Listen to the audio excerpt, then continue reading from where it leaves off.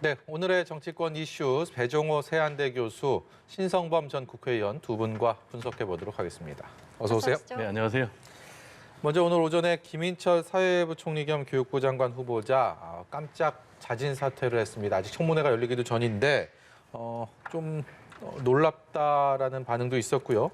그리고 민주당에서는 이어서 또 다른 타깃을 향한 또 압박을 이어가고 있는데 우선 김인철 후보자의 자진 사퇴 어떻게 보셨습니까? 상당히 말씀하신 대로 이례적이지 않습니까? 청문회가 아직 시작이 되지 않았는데도 자진 사퇴를 했단 말이에요. 일반적으로는 정호영 후보자가 제1위 낙마자 아닌가 이렇게 생각을 했는데 첫 낙마자가 김인철 교육부 장관 후보자가 됐단 말이에요. 그럼 이제 본인 입장에서는 계속해서 의혹이 나오니까 더 이상 버티기 어렵다 이렇게 판단한 것 같아요. 일단 김인철 후보자 같은 경우는 온 가족이 풀브라이트 장학금의 수혜를 받았지 않습니까? 그러다 보니까 뭐 아빠 찬스를 넘어서 배우자 찬스까지 지금 문제가 되고 있으면서 이 부분이 도저히 국민의 눈높이에 맞지 않다라는 이제 그런 따가운 여론이 있었는데 결정적인 게 이제 방석 논문 심사 이게 터지면서 본인이 더 이상 버티기 어렵다 이렇게 판단을 한 것 같아요. 일반적으로 이제 청문 대상들이 낙마를 한다면 크게 세 가지가 있습니다. 하나는 이제 실정법 위반되는 것이 이제 결정적으로 드러난다면은 대체로 스스로 자진 사퇴하고요. 그리고 두 번째로는 전체적인 국정 운영에 큰 부담이 된다. 예. 그러면 이제 스스로 자진 사퇴를 결정을 하고요. 그리고 이제 마지막으로는 버티면 버틸수록 계속 의혹이 더 증폭이 되면서 본인이 앞으로 사회생활을 하기도 어려울 정도가 되겠다라는 이제 판단에 따라서 그만두는 이 세 가지가 있는데 아마 이제 김인철 후보자 같은 경우는 이 세 번째 그런 이제 문제 때문에 스스로 이렇게 급작스럽게 자진 사퇴를 결정한 것이 아닌가 이렇게 생각이 됩니다. 윤석열 당선인 입장에서는 어찌됐든 간에 첫 내각의 첫 번째 낙마자가 나왔다는 부담 그리고 취임 일주일 남긴 상황에서 또 새로운 후보자를 지명해야 된다는 부담 어쨌든 간에 떠안게 됐습니다. 그렇죠. 그런데 저는 어떤 생각이 드냐면 누가 이 사람 이게 아마 이런 일련의 언론 보도가 나온 직후에 아마 많은 사람들이 제가 짐작한 데는 윤석열 당선인 전에 많은 이야기를 더 전달했을 겁니다. 저 사람이 어떤 사람이다. 저는 사실은 뭐 이 자리에서도 말한 적이 있지만 정호영 후보자보다는 이분이 낙마 가능성이 높다고 봤던 편인데 어찌됐건 평이 외국어대학 총장, 이번 후보자 되자마자 외국어대 학생들이 반대했던 여기에서 약간의 느낌이 별로 안 좋죠. 싸했던 느낌이 나고. 그래서 여러 의견이 들어갔을 거예요. 결정적인 것은 말씀하신 대로 이른바 뭐 자기 박사학위, 제자의 박사학위 논문 심사를 이상한 식당에서 했다는 그게 뭐 결정적이 있겠죠. 그러니까 제가 보기에는 아마 그만두겠습니다. 내지는 누가 문제 얘기했는지 모르지만 그만뒀으면 좋겠다. 라는 윤 당선인 측의 의사가 먼저 전달된 거지. 아니면 못 견디겠다고 해서 문제는지 모르겠으나 시간이 지나면 나오겠죠. 어쨌든 양쪽 다 합의 끝에 저렇게 그만둔 거라는 걸 분명한 것 같고.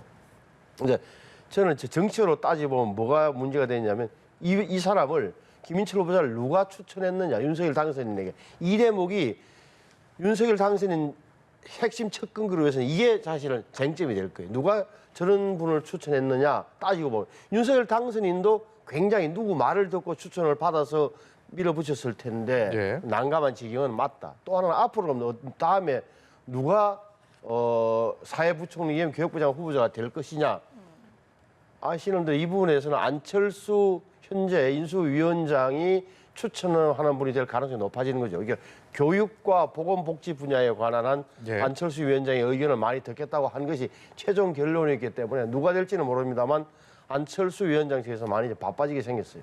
예. 지금 이제 제가 볼 때는 본인의 지금 일반적인 이제 추측을 단정적으로 얘기하는 건 좀 안 좋은 것 같고요. 왜냐하면은 제가 알기로는 오히려 윤핵관 라인에서 추천을 해서 이분이 발탁이 됐다라는 얘기가 있어요. 그러면은 지금 이제 가장 문제는 지금 이제 윤석열 대통령 인수위 측에서 인사 시스템이 제대로 작동을 하고 있느냐라는 문제예요. 예.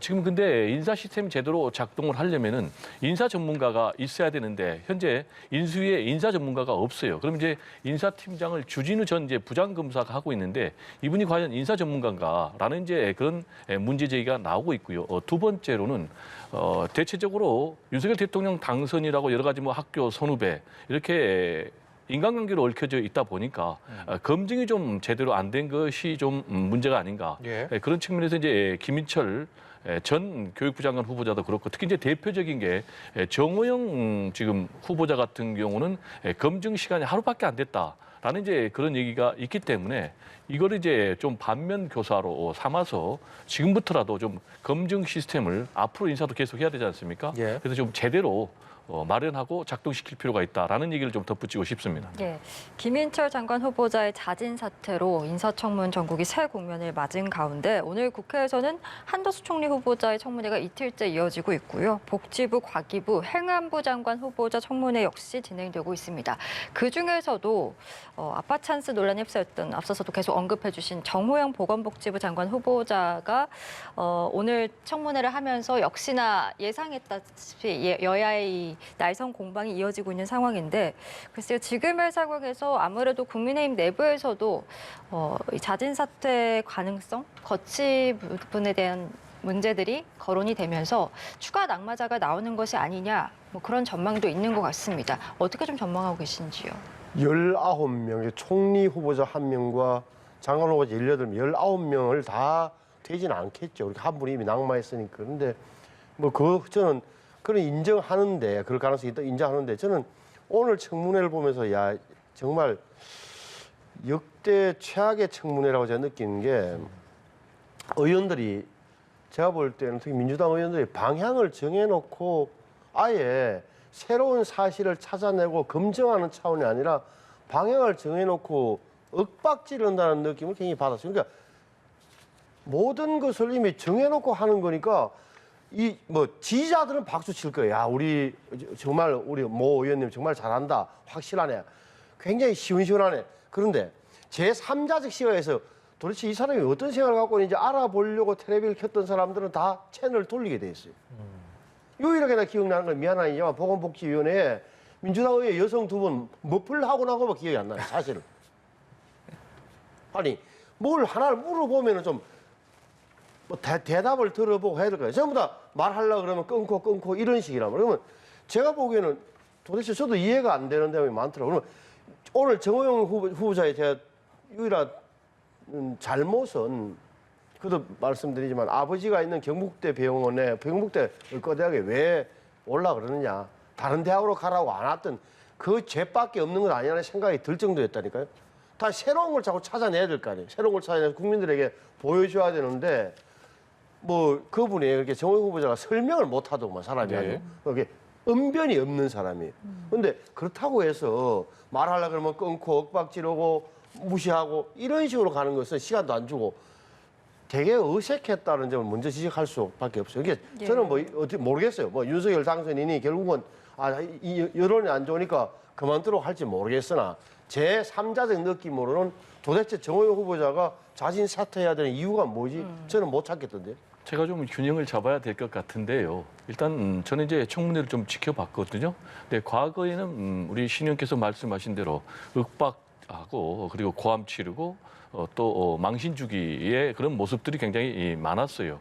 근데 이제 이번에 한덕수 국무총리 후보자 청문회 같은 경우 보면은 굉장히 양쪽 간에 서로 품위를 지키면서 질의응답이 충분히 잘 진행이 됐고요. 예. 그리고 또 그렇기 때문에 이제 한덕수 국무총리 후보자도 차분하게 자기의 여러 가지 입장을 얘기를 했고요. 지금 이제 정호영 후보자 같은 경우는 오늘도 이제 본인이 법적으로는 물론이고 도덕적으로 윤리적으로도 전혀 문제가 없다라고 얘기를 했어요. 근데 이제 이것과 관련해서 당연히 민주당이나 정의당에서 이제 부적격자라고 굉장히 이제 집중적으로 공세를 펼쳤고, 근데 지금 국민의힘 청문위원들도 별로 옹호를 안 했어요.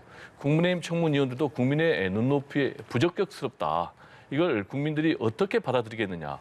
지금 이제 당신의 아들과 딸이 다 경북대 의대에 편입을 했는데 그리고 또 병역 면제 받은 아들과 관련해서 MRI 자료를 제출을 지금 안 하고 있지 않습니까?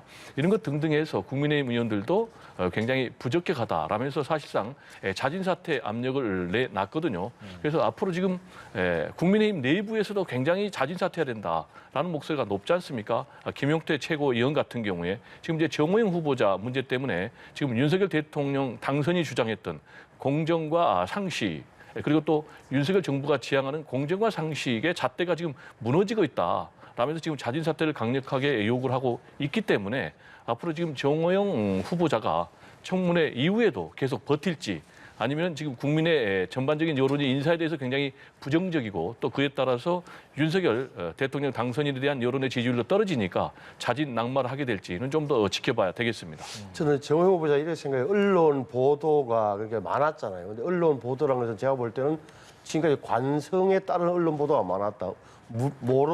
모름지기 언론이라 하면 이 정도 의문은 제기해 줘야 되라는 강박관념에서 비롯된 게 많은 거예요. 지금 정호영 후보자에 관한 한 하나 따지고 보면 고개를 갸우뚱거리는 제목이 있다. 정말 그럴까? 아니면 이럴 가능성이 없을까라는 대목을 살펴보면 허점이 많은 보도였다. 그게 진짜 국민들에게 각인되니까 저 사람이 무슨 말을 해도 잘 안 믿게 되는 건 맞아요. 그래서 지지율도 떨어지는 거고 사람에 대한 반대 여론이 높아다 보니까 아버지 찬스다, 뭐 이런 아빠 찬스다 이렇게 되는 건데 제가 냉정하게 보는 견지에서는 저는 별로 이게 과연 이 사람이 장관 후보자 돼서는 안 되는 거야 하는 점은 저는 의문을 갖고 있다. 하지만 정치적으로 판단해서 만약에 국민의힘 내부에서도 그런 이야기가 나온다면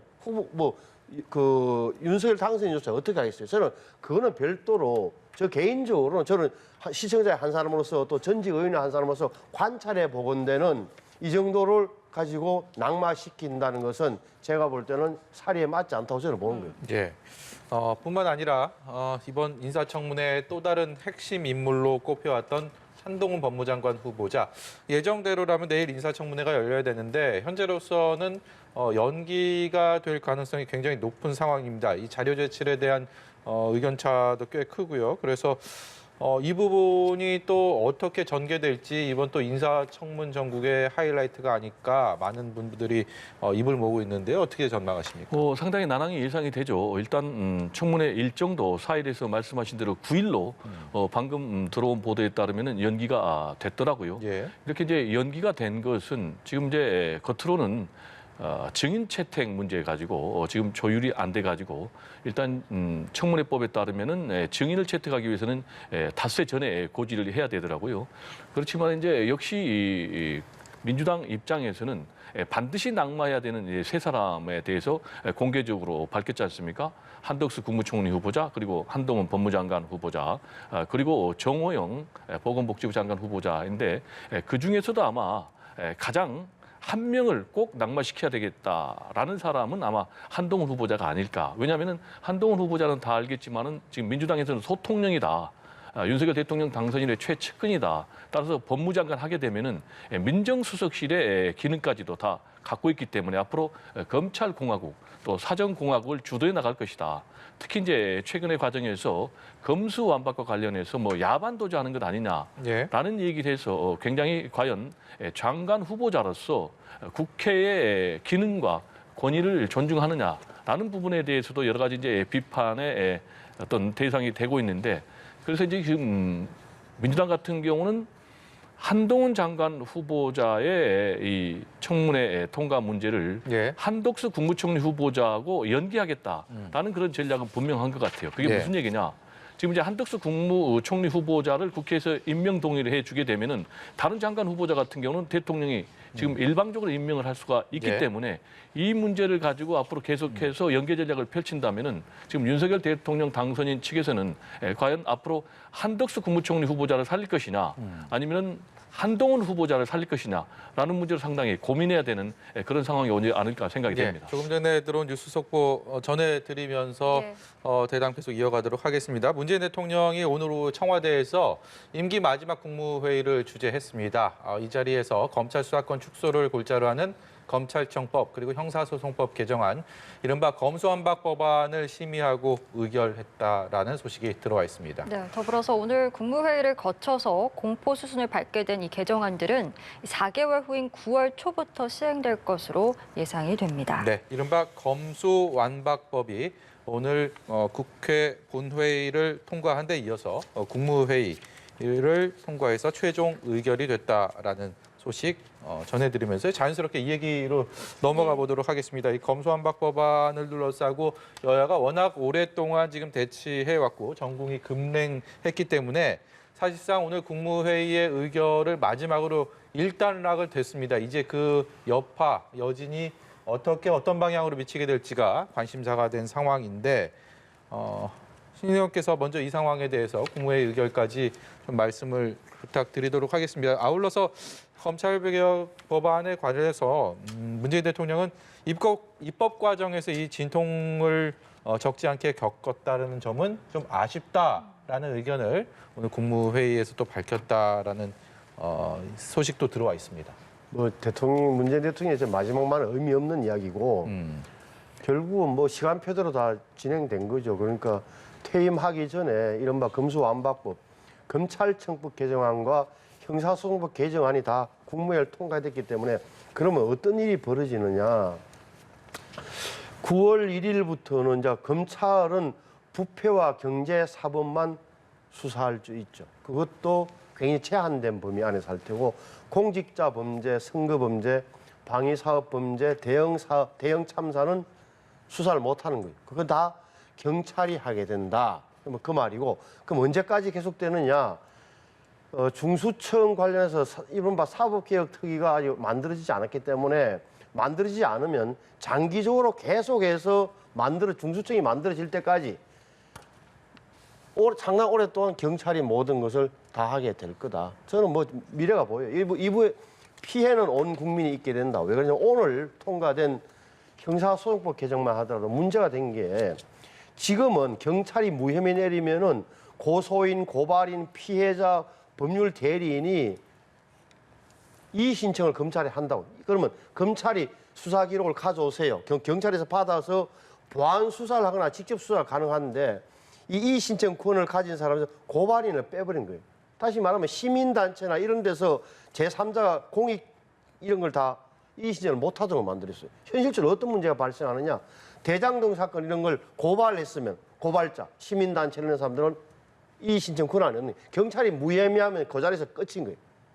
심지어는 김혜경 씨의 법화 문제 이것도 시민단체 고발했잖아요. 그러면 경찰에서 무혐의 처리하면 검찰이 이의 신청을 못하는 고발인이 이런 문제가 생긴 거다. 네. 또 하나는 부패와 경제범죄는 수사할 수 있다고 하지만 경찰에서 넘어온 거 이 직접 수사 권한이 굉장히 제한적이에요. 동일한 사건, 통일성의 범위 안에서 동일한 사건이란 전제하에서만 직접 보안 수사 가능하도록 묶어놨기 때문에 검찰은 이제 수사 권한이 거의 없었다. 네. 현실적으로 작년에 1년 전에 검경 수사권 조정이 되면서 사실은 전체 형사 사건의 99%는 경찰이 수사하고 검찰이 기소하는 이 마지막 1%가 문제가 되는데 이것마저 다 사라지게 되는 결과가 된다. 나중에 저는 예언해 1년 후 지나면 국민들이 이런 거였어라고 해서 굉장히 불만을 많이 제기할 겁니다. 예, 오늘 국무회의에서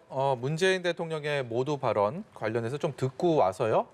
여기에 대해서 배 교수께 의견을 또 여쭤보도록 하겠습니다. 준비된 영상 보여주십시오. 대통령으로서 주재하는 우리 정부 마지막 국무회의입니다. 오늘 국무회의는 시간을 조정하여 개최하게 되었습니다. 국회에서 통과되어 정부에 공포를 요청한 검찰청법과 형사소송법 개정안 등 검찰개혁 관련 법안에 대해 우리 정부 임기 안에 책임 있게 심의하여 의결하기 위한 것입니다. 우리 정부는 촛불정부라는 시대적 소명에 따라 권력기관 개혁을 흔들림 없이 추진했고 공수처 설치, 검경수사권 조정, 자치경찰제 시행과 국가수사본부 설치, 국정원 개혁 등 권력기관의 제도 개혁에 큰 진전을 이뤘습니다. 견제와 균형, 민주적 통제의 원리에 따라 권력기관이 본연의 역할에 충실하도록 하면서 국민의 기본권을 보장하기 위한 것입니다. 이와 같은 노력과 성과에도 불구하고 검찰 수사의 정치적 중립성과 공정성, 선택적 정의에 대한 우려가 여전히 해소되지 않았고 국민의 신뢰를 얻기에 충분하지 않다는 평가가 있었습니다. 국회가 수사와 기소의 분리에 한 걸음 더 나아간 이유라고 생각합니다. 오늘 공포 여부를 심의하는 검찰청법과 형사소송법 개정안은 검찰이 수사를 개시할 수 있는 범죄를 부패 범죄와 경제 범죄로 한정하는 등 검찰의 직접 수사 범위를 축소하고 검찰 내에서도 수사와 기소를 분리해 나가는 한편 부당한 별건 수사를 금지하는 등의 내용을 담고 있습니다. 입법 절차에 있어서는 국회의장의 중재에 의해 여야 간 합의가 이루어졌다가 합의가 파기되면서 입법 과정에 적지 않은 진통을 겪은 아쉬움이 있습니다. 국민의 삶과 인권에 지대한 영향을 미치는 만큼 국무위원들은 부처 소관을 떠나 상식과 국민의 시각에서 격의 없이 토론하고 신뢰해 주시길 바랍니다. 코로나 상황이 안정되면서 국무위원 모두 한자리에 모인 자리에서 마지막 국무회의를 주재할 수 있게 되어 무척 뜻깊습니다. 마지막이 될 청와대에서 화상회의실이 아닌 역대 정부부터 우리 정부에 이르기까지 전통적으로 사용해왔던 국무회의실에서 마지막 국무회의를 갖게 된 것도 무척 감회가 깊습니다. 국무위원 여러분, 그동안 정말 수고 많았습니다. 소관부처의 사령탑으로서뿐만 아니라 국익과 국민을 중심에 두고 다른 부처들과 긴밀하게 소통하고 협력하며 대격변과 대전환의 시기를 헤쳐나가는 핵심적 역할을 해주었습니다. 덕분에 우리 정부는 거듭되는 위기 속에서도 많은 성과를 남기며 무사히 임기를 마칠 수 있게 되었습니다. 우리 정부 5년은 국가적 위기를 범정부적 역량을 총동원하여 극복했던 시간이었고 위기를 기회로 만들며 더 크게 도약해 나갔던 과정이었습니다. 일본의 부당한 수출 규제에 맞서 소부장 자립의 길을 걸으며 아무도 흔들 수 없는 나라의 토대를 확고히 만들었습니다. 미정유의 코로나 위기에서는 방역 중대본, 경제 중대본, 양날개로 범정부 비상체제를 가동하며 국민의 생명과 경제를 보호하는 데 총력을 다했으며 봉쇄 없는 방역과 경제 대응 모두에서 세계적 모범이란 평가를 받았습니다. 특히 위기 극복 과정에서 사람 중심 회복과 포용성 강화의 방향을 지켰고 신성장 동력 창출과 디지털 전환, 탄소 중립 시대 개척이라는 새로운 도전에 과감히 나섰습니다. 한편으로는 튼튼한 국방과 한반도 평화 구축을 위해 매진했고 국제 협력을 강화하면서 외교 지평을 크게 확대해 나갔습니다. 최근 급변하는 대외 경제 안보 환경을 마주해서는 경제부처와 안보부처가 손을 잡고 기민하게 대응해 나가고 있습니다. 우리 정부는 마지막까지 위기 극복에 전력을 기울이며 선도국가 도약을 위해 최선을 다한 정부입니다. 지난 5년의 성과와 노력이 다음 정부에 도움이 되고 대한민국이 계속 발전해 나가는 밑거름이 되길 기대합니다. 각 부처 장관들과 공무원 여러분 정말 고생 많았습니다. 그동안 한마음이 되어 국민과 나라를 위해 헌신한 노고를 잊지 않겠습니다. 오늘 마지막 국무회의에 참석해 주신 우리 오세훈 서울특별시장님께도 감사드립니다. 고맙습니다. 예, 보신 것처럼 문재인 대통령 국무회의에서 검수완박법을 최종 의결했습니다. 문 대통령 역시 입법 과정에서의 아쉬움을 토로하기도 했는데 문 대통령의 모두 발언 메시지 어떻게 보셨는지 궁금하고 또 입법 과정에 대한 평가까지 더불어서 해주시면 감사하겠습니다. 일단 문재인 대통령은 기본적으로 검찰 개혁에 대한 확실한 소신, 신념을 갖고 있지 않습니까?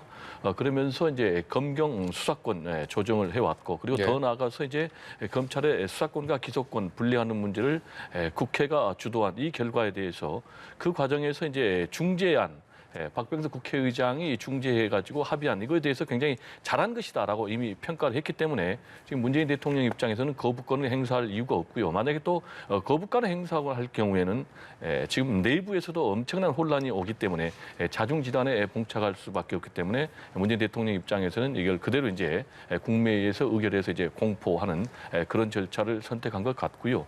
지금 이제 이 검수 완박 법안이라고 돼 있는데 이 말 자체가 사실은 틀린 말이에요. 이 검수완박, 부패완판 이거는 이제 윤석열 대통령 당선인이 이제 검찰총장을 그만두고 대국민 기자회견하는 과정에서 나온 그런 용어인데 이게 정확하게 얘기하면은 지금 이제 검수덜박 내지는 검수반박이다라고 이제 민주당 강성 지지층에서는 얘기를 하고 있어요. 왜냐하면은 이번에 이제 본회의를 통과한 또 공포된 이 안 자체도 보면은 예. 부패, 경제 등에 대해서 이렇게 돼 있거든요. 그러면 나머지 범죄에 대해서도 수사를 검찰이 직접 할 수 있는 그런 길이 열려 있다는 측면에서 말씀을 드리고요. 예. 그리고 이제 두 번째로는 구체적인 검찰의 수사권과 기소권을 분리하는 시기 자체도 못 박혀 있지 않고요. 네. 그리고 중수청 설치 문제도 돼 있지 않아요. 그래서 앞으로 이 문제는 지금 이제 국회 특위가 구성이 돼 있기 때문에 여야가 머리를 맞대고 이걸 이제 완성을 해야 되기 때문에 사실상 이거는 미완의 법안이다라는 이제 그런 얘기를 할 수가 있겠고요. 네. 그럼 이제 국민의힘 같은 경우도 계속해서 국민을 위한다는 그런 명분을 내세우고 있기 때문에 그러면은 협상 자체를 걷어찰 것이 아니라 빨리 논의 테이블에 앉아서 국민을 위한 가장 바람직한 법안을 만들어야 된다는 얘기를 좀 하고 싶고요. 그리고 두 번째로는 합의에 이뤘는데 이게 합의를 일방적으로 번복한 부분은 굉장히 앞으로 국회를 이끌어 나가는데 좋지 않은 선례가 됐다라는 얘기를 좀 강조를 하고 싶습니다. 왜냐하면은 지금 이제 이 합의를 한 권성동 원내대표가 검사 출신 아닙니까? 네. 그리고 본인이 일방적으로 한 것이 아니고 국민의힘 소속 전원이 참석한 의총을 통해서 추인을 받은 거고 그리고 또 대통령 당선인에게 보고까지 했단 말이에요. 그런데 이걸 일방적으로 파기했기 때문에 지금 가뜩이나 진영 대결이 심각하지 않습니까? 그럼 이 진영 대결을 어떻게 극복할 것이냐? 역시 네. 이제 국민 통합을 하고 그러기 위해서는 역시 정치권에서 앞장서서 협치를 해줘야 되는데 그런 측면에서 이 협치의 기회가 상실됐다는 점에서 굉장히 안타깝게 생각을 하고요. 네. 그리고 세 번째는 이제 우리 신성범 의원께서 검찰의 수사권이 거의 없어졌다라는 얘기는 전혀 팩트하고 다른 얘기죠. 아까 말씀드린 대로 부패와 경제 등에 대해서는 여전히 검찰이 수사를 할 수가 있겠고요. 그리고 또 이의 신청이 들어오면 얼마든지 수사를 할 수 있기 때문에 이건 좀 사실과 다르다는 얘기를 좀 하고 싶습니다.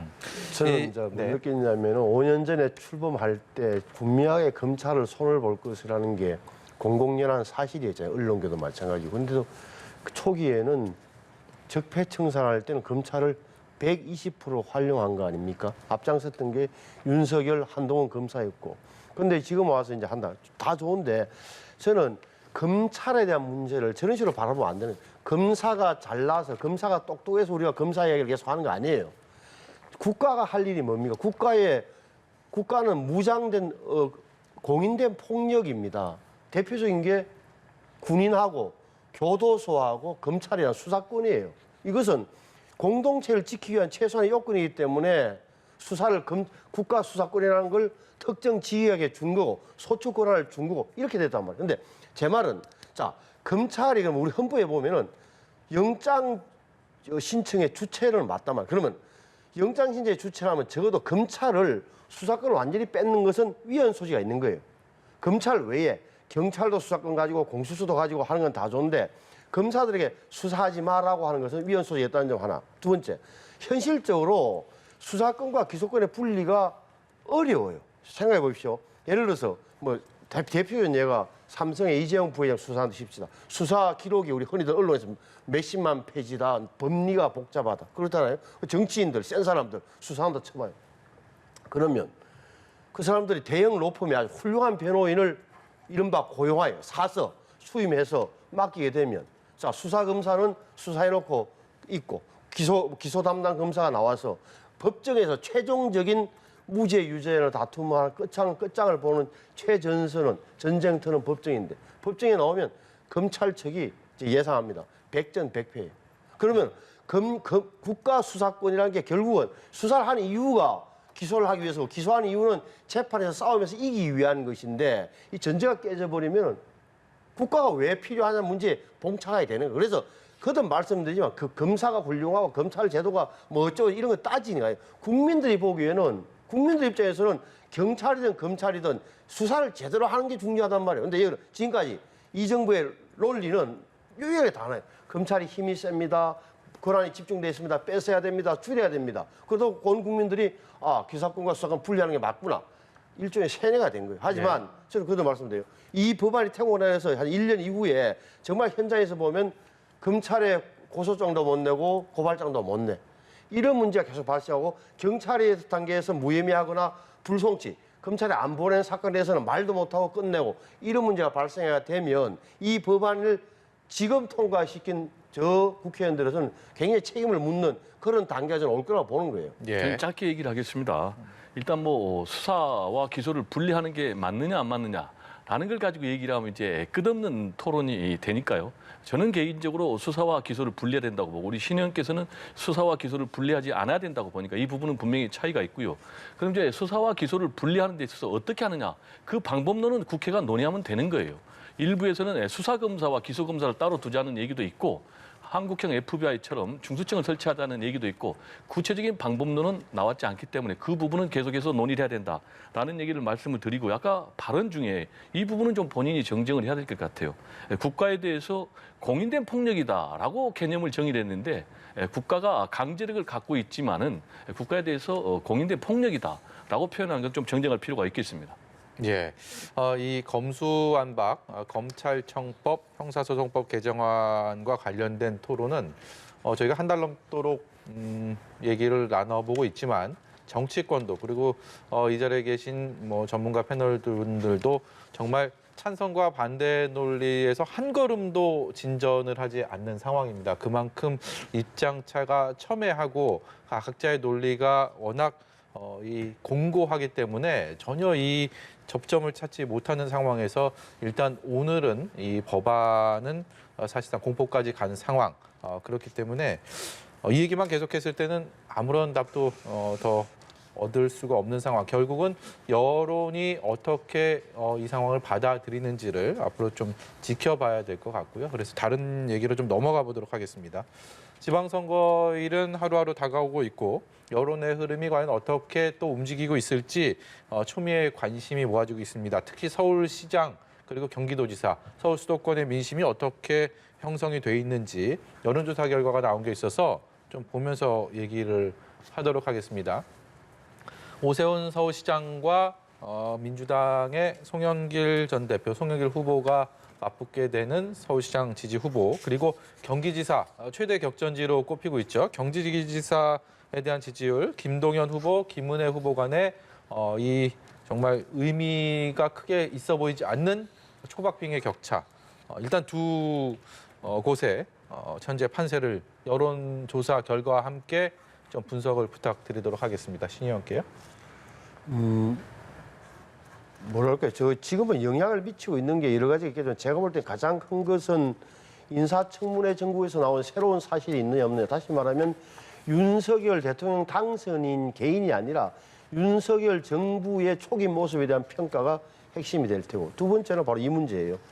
이른바 검수완박법의 처리 과정에서 보여준 민주당의 굉장히 저런 운영, 일방적인 국회 운영에 대한 평가가 좀 나올 거다. 또 하나는 언론에서 계속적으로 문제 제기를 하고 나가 제가 문제 제기했던 검찰청법과 형사소송법 개정안의 숨은 문제점에 대한 인식이 좀 퍼진다면 저는 저 대목에서 다시 영향을 미칠 거라고 제가 보는 편이에요. 그래서 두 개다. 한마디로 하면 윤석열 정부 초기 모습에 대한 5월 10일 이후에 모습에 대한 평가가 6.1 지방선거에 가장 영향을 크게 미친다. 두 번째는 검수완박 법안의 처리 행태와 그 내용에 대한 국민들의 판단이 핵심이 될 거라고 봐요.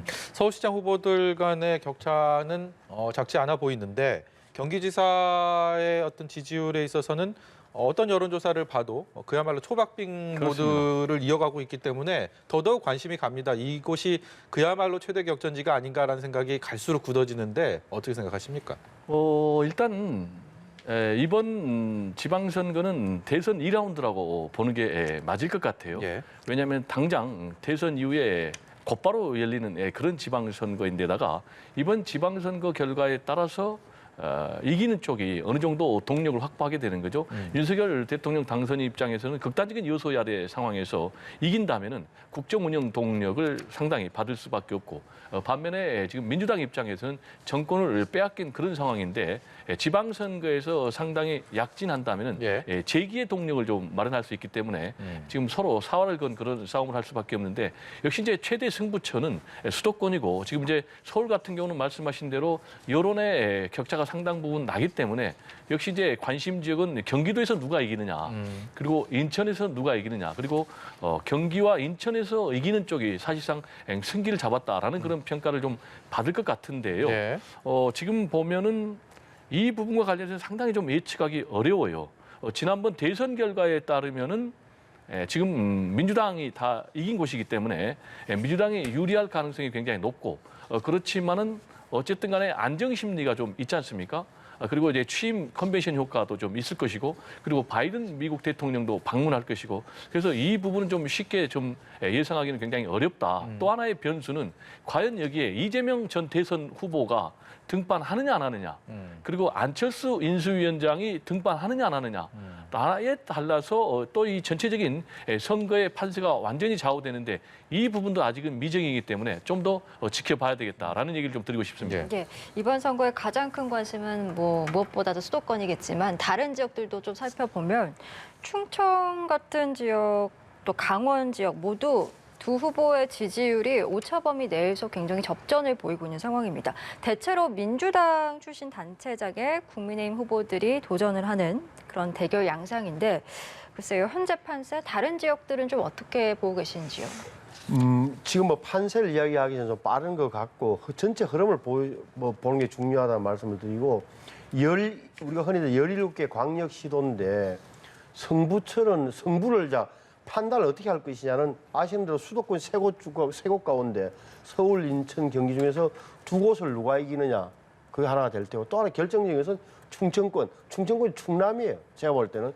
그래서 충남에서 지금 뭐 나오는 대로 양성조 현 지사냐 김태흠 의원이냐 전 의원이 되겠죠. 이렇게 좁혀질 텐데 그 대목이 좀 충청 민심이 저는 굉장히 좀 오히려 중요하게 봐야 될 것 같다는 생각까지는 하고 뭐 달라지는 것은 모르겠어요. 이게는 지역마다 조금씩 다를 거예요 아마. 그러니까 중앙 정치의 흐름이 삼투하는 정도도 조금 다르고 후보들 개개인의 특징과 도민들이 갖고 있는 판단도 좀 다를 것 같아서 일률적으로 말하기는 어렵다라고 봐야죠.